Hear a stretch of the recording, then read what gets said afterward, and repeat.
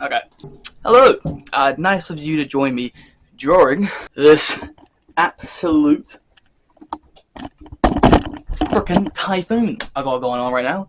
But that's not going to stop us. So on this fine evening, I'm going to kind of design and make and paint up a miniature and like an encounter or a fight, boss fight. I don't know. I heard to get a good boss, all you gotta do is just you gotta channel that energy and oh god.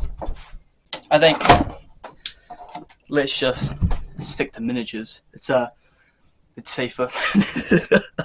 was that really dumb? Okay, let's get on topic, shall we?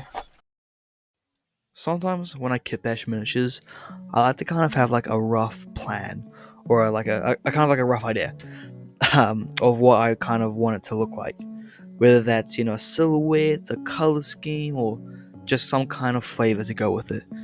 But other times, like right now, um, I have no idea what I want it to be. And often, with the builds that I just go with the flow and let the model kind of take shape. Normally, those tend to be my favorite. I don't know why, but normally those miniatures are, to me, the most coolest, the most special. Not always, but normally. I'm sure there's some kind of metaphorical message there. I don't know. I picked this like old retro kind of troll miniature for like the base, and I think it's a really good thing to work off, and I think it could be really cool. I think I stole it from my. I definitely. I think it's in one of the videos.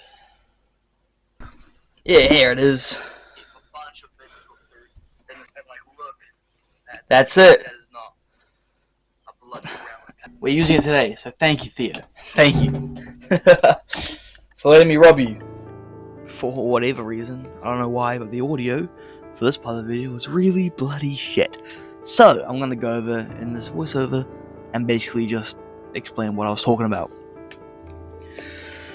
I love technology. No, basically I'm thinking with this monster, maybe it wasn't always a monster.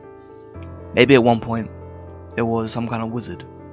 Maybe they were young, an apprentice, they were just naive. Either way, they must have muddled with some kind of magical item, an artifact, or some volatile magic that they definitely shouldn't have. Right. And for whatever reason, that magic, transformed them into this unsightly, hideous beast. And, it's got a sword on its back. And I'm thinking maybe that sword is like its last item that regains its humanity, or that's like it connects it to its human nature that it still somewhat has within its soul. And I'm thinking that it could be quite sad, really, that whenever it holds the sword and it draws the sword, that's when it kind of comes back to consciousness in a way, and is again repossess its own humanity. And at that point, when it's drawn the sword, it's already picked a fight, and it has no choice but to continue fighting on. So when it becomes more self-aware, all it has to do is, fight for its life, and that's the only life it knows. And also the mask on its hip was designed for it to seem scary, so no one comes looking for it. But if anything, it entices more adventurers. I don't know. Maybe it's a dumb idea, but you can steal it if you want. But I think there might be something there for a cool hook, for a plot or something. Let's stop being sad and let's paint it. Let's do that now. I'm painting out now, and I remember it doesn't need to be perfect, because it is getting relatively late. I think good miniature design is when you look at a model and you can tell there's a narrative, a story, and sometimes I think it's better that you don't know it. Sometimes I kind of view when you're assembling or kit bashing miniatures like posing a question.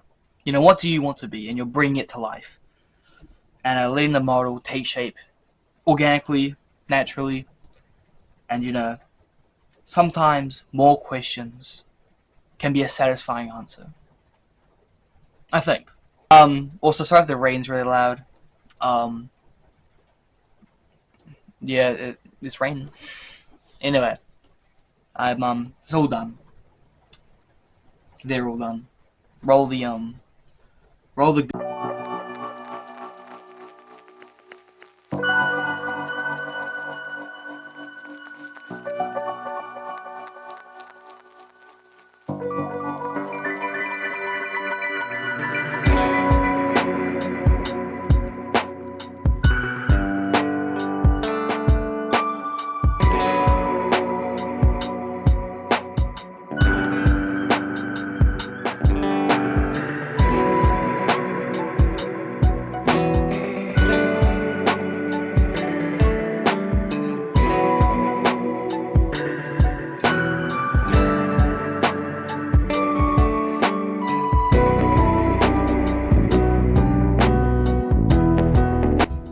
All right. Thank you all for hanging out with me on this terrible stormy night. Feel free to steal the idea, or if you want to add to the story, leave a comment below. I really appreciate that. Thank you very much for being here with me. Love you all. See ya.